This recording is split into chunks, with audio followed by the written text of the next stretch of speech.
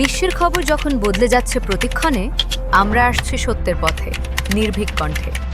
CNW news TV সংবাদ, যেখানে শুধু তথ্য নয়, বিশ্লেষণও সমান শক্তিশালী। ইরানে সরকার বিরোধী বিক্ষোভ ভয়াবহ রূপ নিয়েছে। নিহতের সংখ্যা বেড়ে দাঁড়িয়েছে অন্তত ৩,৪২৮ জনে। নরওয়ে ভিত্তিক মানবাধিকার সংস্থা ইরান হিউম্যান রাইটস জানিয়েছে, এই সংখ্যা আরও বেশি হতে পারে, কারণ দেশজুড়ে প্রায় সম্পূর্ণভাবে ইন্টারনেট বন্ধ করে রাখা হয়েছে।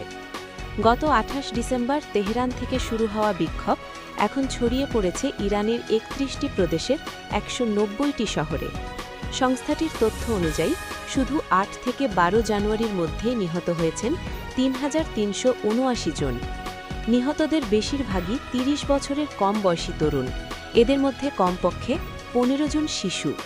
প্রত্যক্ষদর্শীদের অভিযোগ, নিরাপত্তা বাহিনী বিক্ষোভকারীদের উপর মেশিনগান ব্যবহার করছে, আহত অবস্থায় পড়ে থাকা মানুষদের কাছ থেকে গুলি করে হত্যা করা হচ্ছে। রাশট শহরে আত্মসমর্পণ করা তরুণদেরও গুলি করে হত্যার অভিযোগ উঠেছে। কারাচ শহরে মরদেহের সঙ্গে সেলফি তোলার ঘটনাও সামনে এসেছে। কুর্দি অধ্যুষিত এলাকায় জারি করা হয়েছে অঘোষিত সামরিক আইন, চালানো হচ্ছে বাড়ি বাড়ি অভিযান। ইরান হিউম্যান রাইটস সতর্ক করে বলেছে, শত শত বিক্ষোভকারীর মৃত্যুদণ্ডের ঝুঁকি তৈরি হয়েছে। নেট ব্লকস জানায়, ইরানে বর্তমানে ৯৯% ইন্টারনেট সংযোগ বন্ধ, ফলে দেশটি কার্যত বিচ্ছিন্ন হয়ে পড়েছে বহির্বিশ্ব থেকে।